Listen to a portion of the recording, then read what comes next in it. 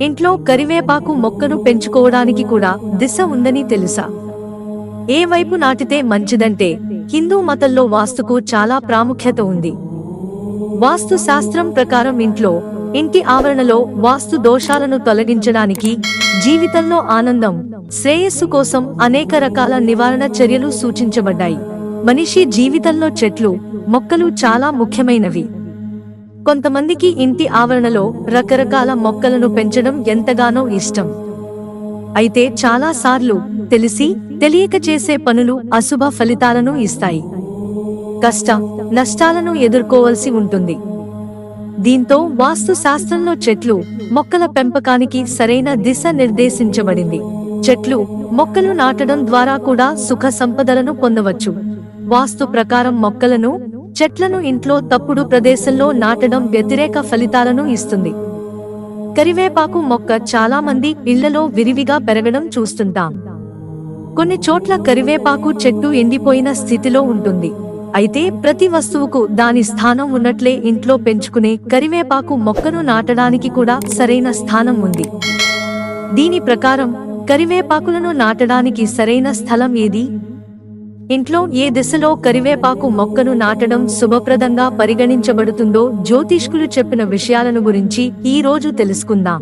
ఏ దిశలో నాటాలంటే వాస్తు శాస్త్రం ప్రకారం ఇంటికి పడమర వైపు కరివేపాకులను నాటడానికి అనువైన ప్రదేశం ఈ పశ్చిమ దిక్కు చంద్రుని దిశగా పరిగణించబడుతుంది. చంద్రదోష పరిహారం: ఈ దిశలో ఏదైనా దేశీయ మొక్కను నాటడం శుభ ఫలితాలను ఇస్తుంది. కనుక కరివేపాకు మొక్కను ఈ దిశలో నాటడం ద్వారా కరివేపాకు మొక్క ప్రతికూల శక్తిని తొలగిస్తుంది. అయితే ఈ ప్రాంతంలో ఇతర మొక్కలు లేదా చెట్లను నాటవద్దు.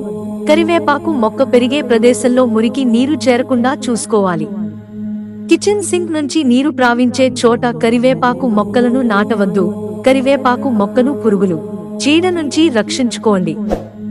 ఆకులకు గొంగళి పురుగులు పడితే వెంటనే ఆ ఆకులను తొలగించండి. లేదంటే ఇంట్లో సామరస్యానికి కూడా విఘాతం కలిగిస్తుంది. కరివేపాకు మొక్క పక్కన చింత చెట్టుని పెంచవద్దు.